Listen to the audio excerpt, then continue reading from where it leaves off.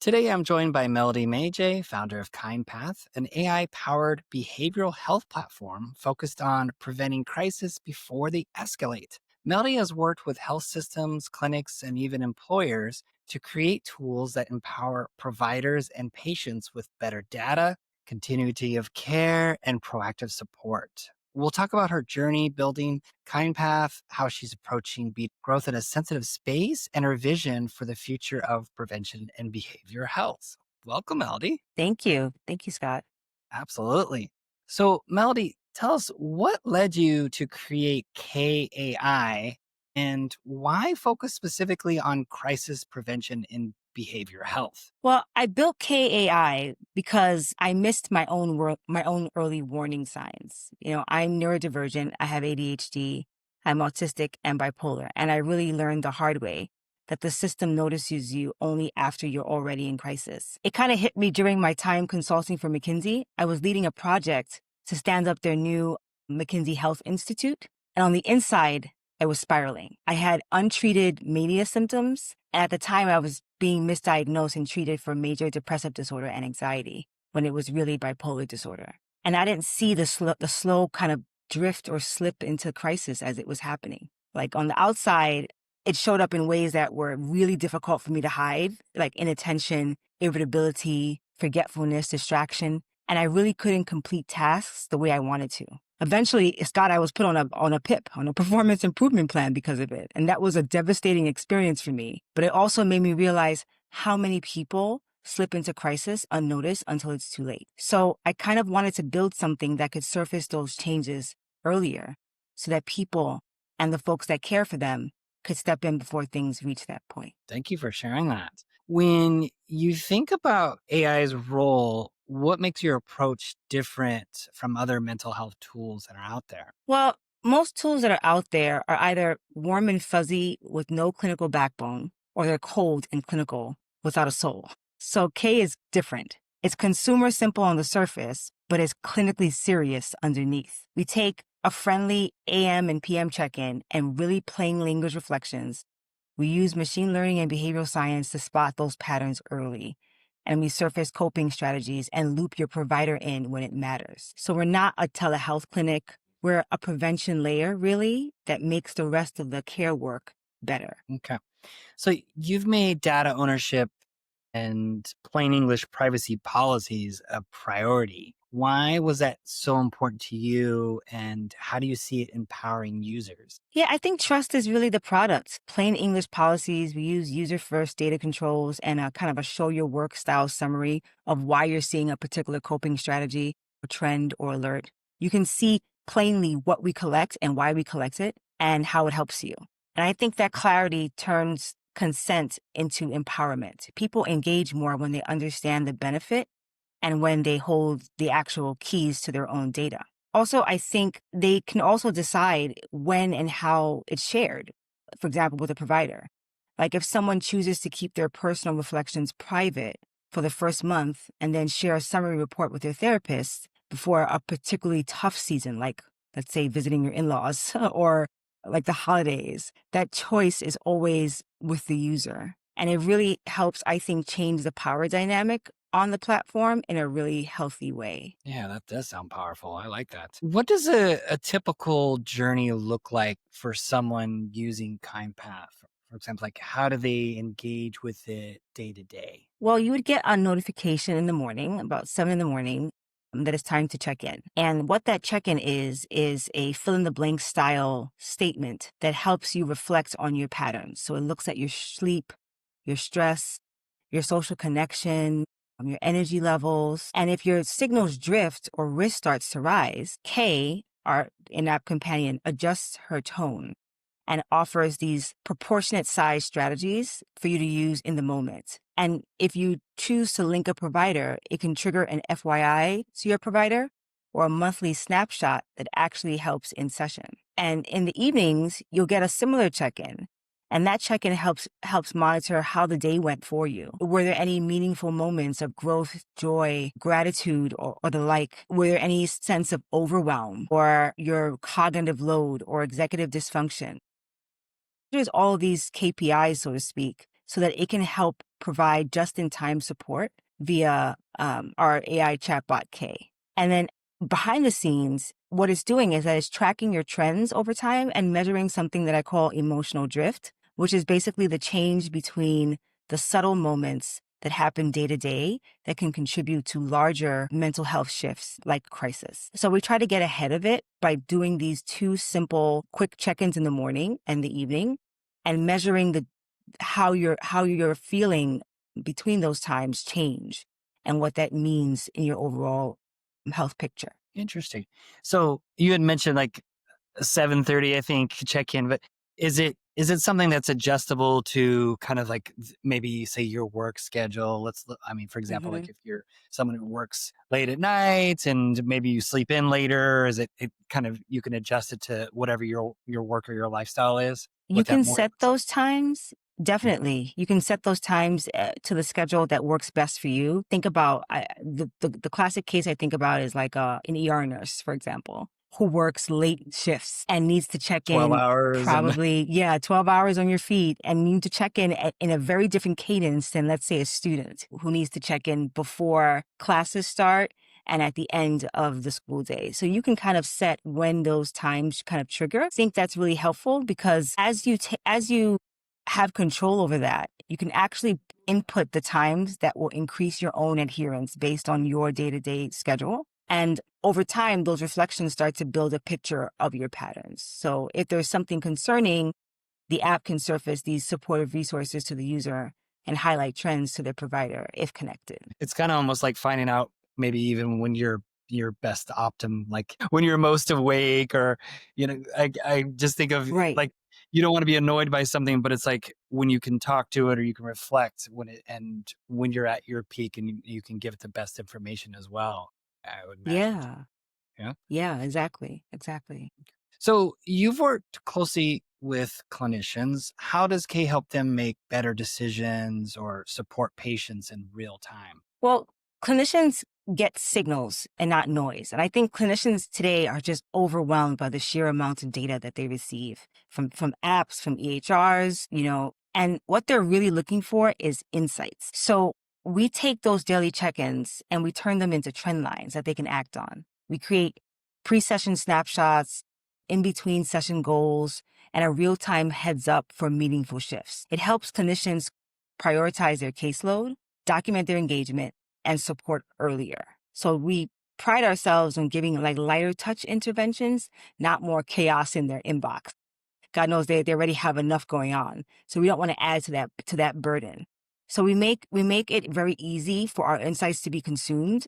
We deliver a monthly report to the provider's inbox that summarizes their risk trajectory as well as physical exercise, sleep, support trends, social engagement trends, check-in adherence, as well as the interventions that were most helpful and least helpful for that patient, as well as an overall summary of their open journal text responses that gives them a sense for how they felt over the course of the month. What's really Wow. helpful, yeah, I mean, it's helpful because that report is not just monthly. You can run it ad hoc for any date range you like. And that really helps with treatment planning. It helps to have a starting point before you start your session.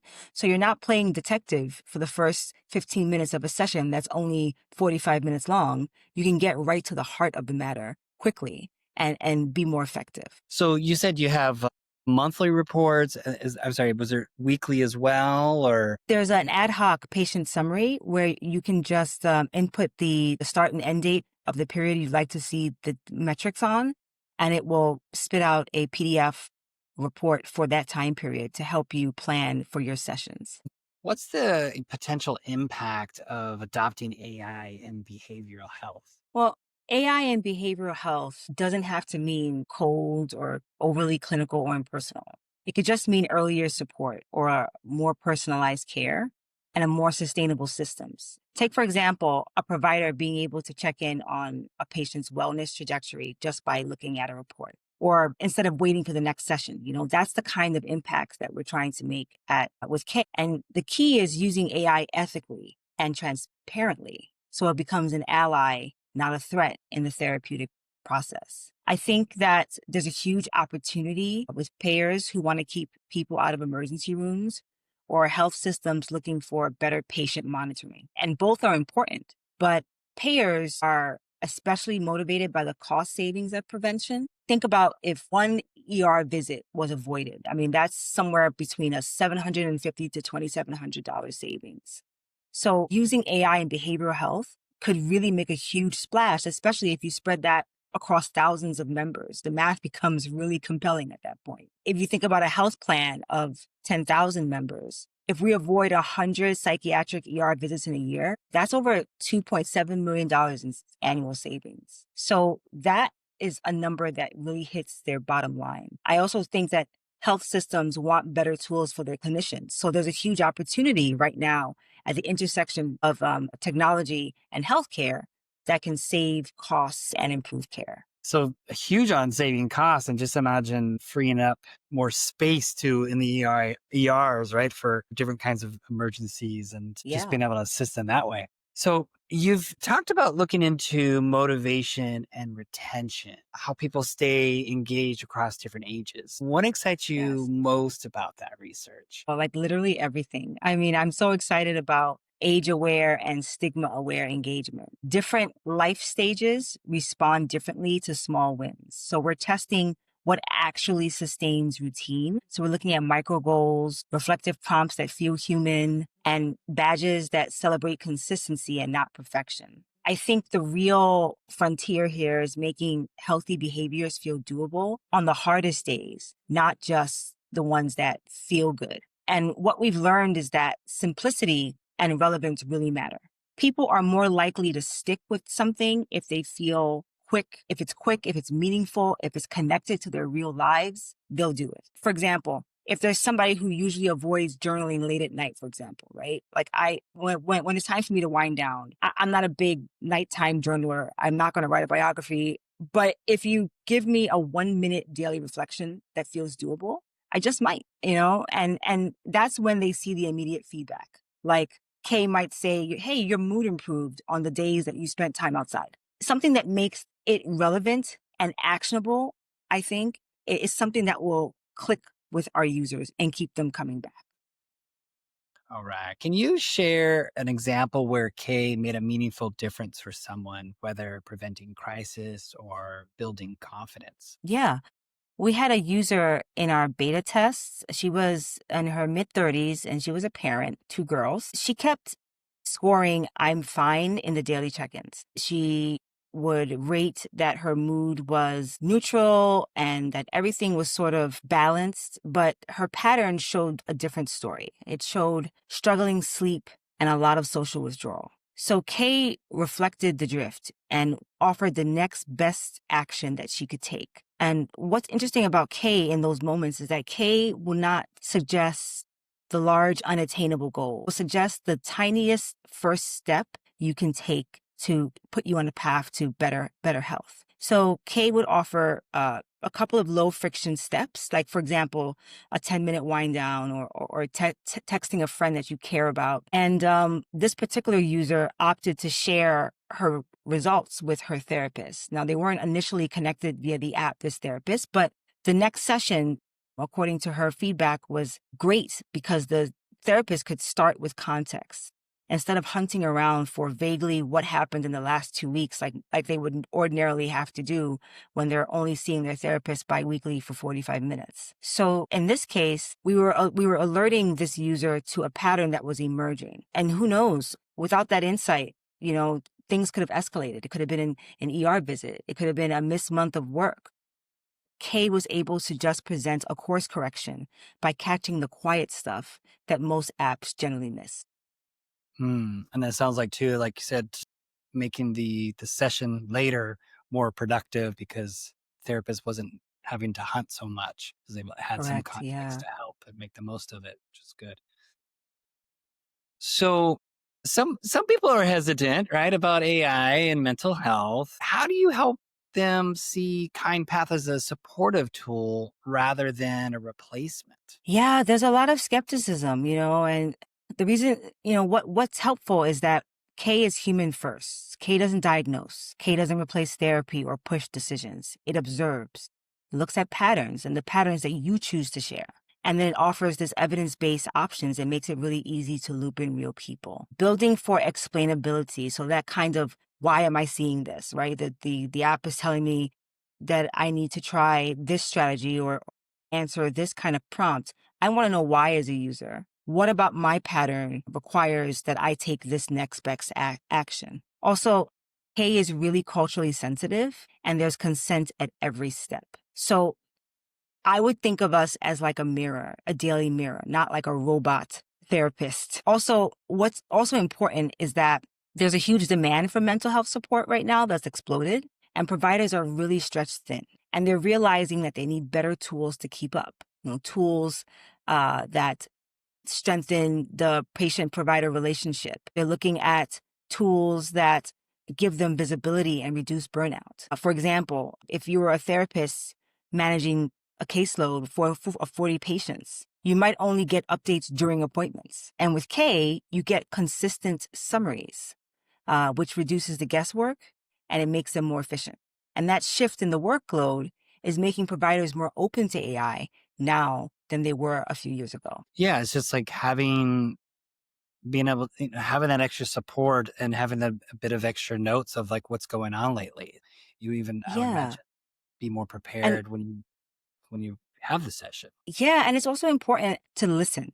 Like their skepticism comes from fear that AI is going to replace them or somehow dehumanize the care. Once they see that we're building something that amplifies their role, not replaces it, they tend to calm down. They tend to relax a bit. For example, I'll show them how the system surfaces trends like energy levels plummeting, every Friday, which they can bring into the session with their own expertise. So they're beginning to see K as a tool that strengthens that therapeutic relationship, not as something that weakens it. Love it. Yes. Okay.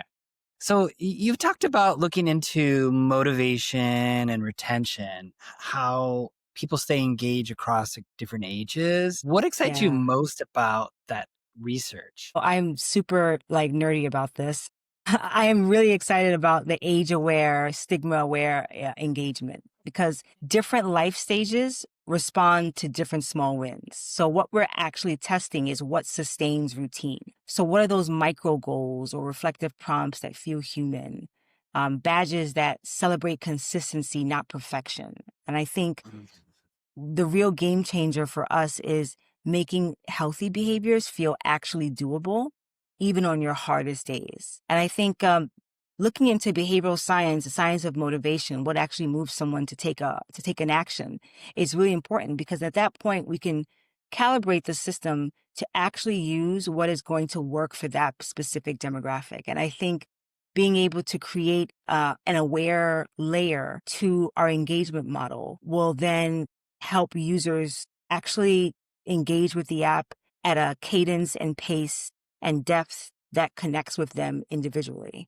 And I think that will actually change the game for how we think about in-app engagement and how we think about retention as a whole. Yeah, 'cause it's like you want them to keep using it, and even, I mean, I don't know if it's one of those things like where they continuously using it every day, or if it's they use it less, but they still use it and they still want to show up and engage with it. Yeah. Because the value Yeah. proposition is clear when you're in crisis. I'm in crisis. I want to get out of crisis. I want to get to a stable place. So using the app makes sense. But when you already are doing well and are managing your mental health consistently, what's the value proposition to keep coming back and checking in? And I think that's the area that we're really focused on is for those who are already proactive, but want to use the tool to stay in that stable space. How do we reward good behavior? How do we reward folks continuing to be consistent over time, managing their health? And how do we celebrate the things that have been working for them as another reason to come back into the app and do their next check-in? It's kind of like incorporated as like going to the gym or something. Like it's you've adapted it as a lifestyle, so you'll Yeah. take care of mental health as well and check in. Yep. Whether Yep. you feel good, you think you're doing good, great, celebrate that too. But even check in and whatever that whatever K comes about or whatever it says in those moments when you are doing better and encourages you to continue and check in. Yeah. What inspires you to personally like to keep pushing forward in such a challenging but important space? Well, my family and the people who write and say they feel seen, after interacting with Kay. That's a huge confidence booster for me, and it's a huge motivator for me. I grew up in systems that weren't designed for me. I also grew up in a culture where talking about mental health was just not done. You expected to do well in school, achieve, set goals, and move on. The idea of emotional drift was kind of taken as a part of life and not something that should pause you in your tracks. K is my way of sort of redesigning the on-ramp so that more of us get help before we're falling apart.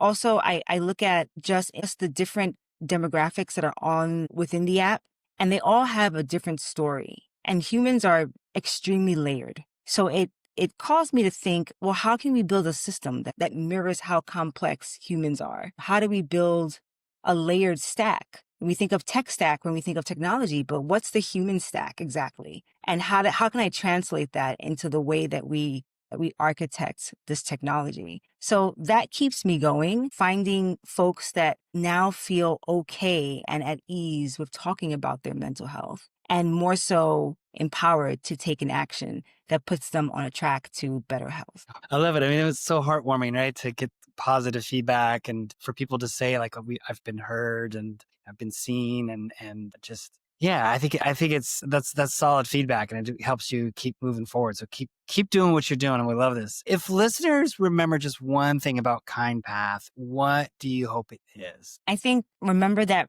prevention is power. I mean, we go to the doctor annually for a checkup. You go to the dentist to get your animal teeth cleaning, right? You check your blood pressure, you step on the scale even when you don't want to. I mean, we take all of these preventative actions in our daily life. But mental health has kind of been left behind. There was a stat that I read that almost half of the folks that are diagnosed with a mental health condition, less than half get treatment. So yeah, that's the stat. Less than half get treatment. And I asked my 10-year-old, imagine if half of the people who had broken bones never saw a doctor. And he thought that was ridiculous. He thought it was crazy. But that's what in essence is happening in mental health. So if K is doing its job, you should feel supported sooner. Sessions should be more effective. And there should be fewer people that are hitting that cliff. I think if there's one thing that I want you to take away is that K exists to help you find your kind of steady. That baseline is different from every user. That sense of steadiness is individual. And K is early, human, and honest. So tell people how they can find you or connect with you. Yeah, you can find me on our website. That's KindPath, all one word, .health. You can find us on LinkedIn or on Instagram by the same handle, KindPath Health. Yeah, and if you want to connect with me, you can also find me on LinkedIn, and we can tell you all about what we're building and what we've got coming up next year. Excellent. Thank you for this, Melody. Appreciate you. Thank you. Thank you so much. Thanks for tuning in to this episode of The Wellness Growth Show. If today's conversation sparks something for you, hit subscribe so you don't miss the stories, strategies, and insights from the front lines of wellness innovation. If you're a founder, operator, or health leader exploring growth into institutional markets and have a story worth telling, I'd love to hear from you. Reach out directly on LinkedIn or YouTube. And if you found this valuable, share it with a peer or post it online. You never know who needs to hear it. Until next time, stay well, keep moving, and keep building what matters.